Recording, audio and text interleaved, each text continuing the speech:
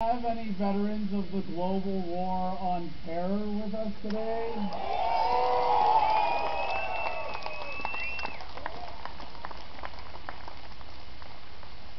All right, that was the easy part.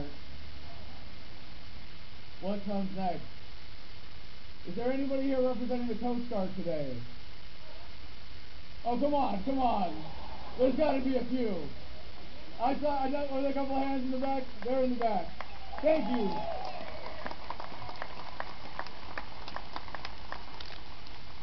Well, you know what comes next, right? Is there anybody here, not department of, but representing the Navy?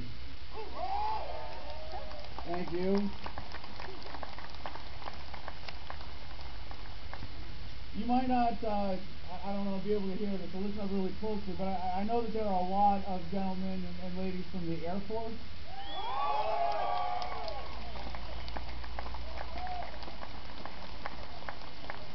And it's not hard to see looking around, we have some Army soldiers represented as well.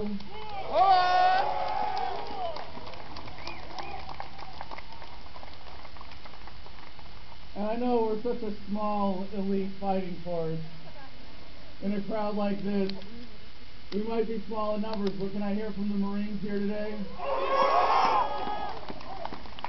Thank you, thank you. Well, as I said, the outpouring of support for this event, for making it possible, has just been overwhelming. And I'm not here to speechify myself or to listen to myself talk. The message of this event is simple. Ron Paul is the choice of the troops.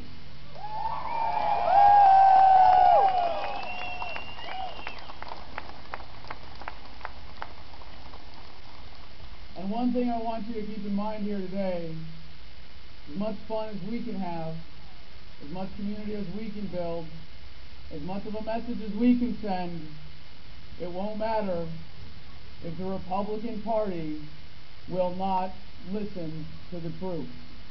That is the mission. No one lose sight of that. We are here to make sure that Ron Paul is the next Commander-in-Chief of the United States Armed Forces.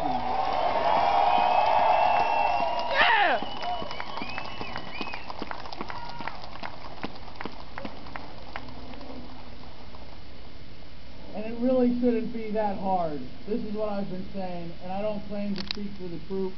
In fact, in putting this event together, Nathan Cox and I have made it clear, because there is no such organization, Veterans for Ron Paul, there is a Facebook page. There is no hierarchy, there is no organization, and what that means is that it's something that all of you can take and run with and claim and make your own and be present and be a part of the national dialogue as a veteran for Ron Paul. This event is simply by the invitation of Nate and myself, but what I've been saying is that it shouldn't be hard to understand that if you're willing to put your life on the line for this country, you want a commander-in-chief who's going to be decisive. And with Ron Paul, when he gets asked the questions about foreign policy, he knows the answers before the questions are asked.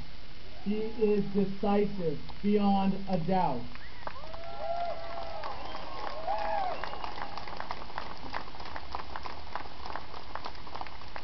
The second thing we want is a commander-in-chief who's going to put America's security first.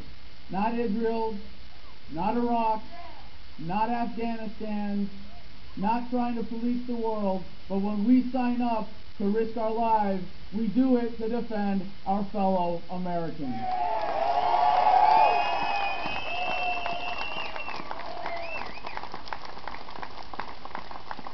And the third thing that we want in our commander-in-chief is someone who is only going to send us into harm's way with a clear mission, with a declaration of war, as he would call it, with a clear moral imperative, so we can go kill people and blow shit up and win wars like we were trained to.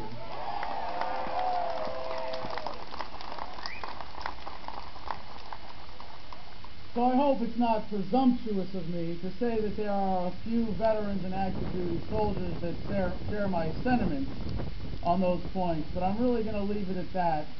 I have a few words for the president later. But We have a few gestures for the president later as well. Don't get too excited. You are going to be standing in formation very still for an extended period of time today. But I just want to say that the sentiment that I have seen around this event has been everything that I have hoped it would be. And when the Navy attorney that you probably have all heard of by now came down just last week with a warning telling active duty troops to not participate regardless of whether they're in civilian attire or committing fraud or not, or just speaking their mind, or whether they are compelled enough to be here. I know there are people in the crowd today who said, screw that. You just drew the line in the sand, and we know what side we're on, and we're going to be marching for Ron Paul no matter what you say. Having heard that,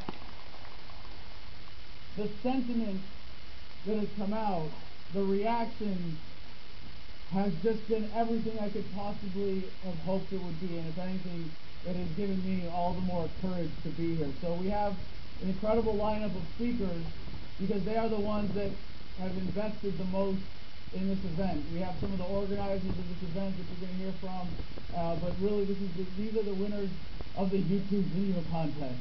These are the people that actually help get the word out. A lot of you are here because of the people you're about to hear from. So without further ado, I don't have thorough introductions for all of these speakers, as you might imagine. And our first one would prefer not to be identified by last name, so I'll just bring up Matt, who you might know from YouTube as Project Speak Cover.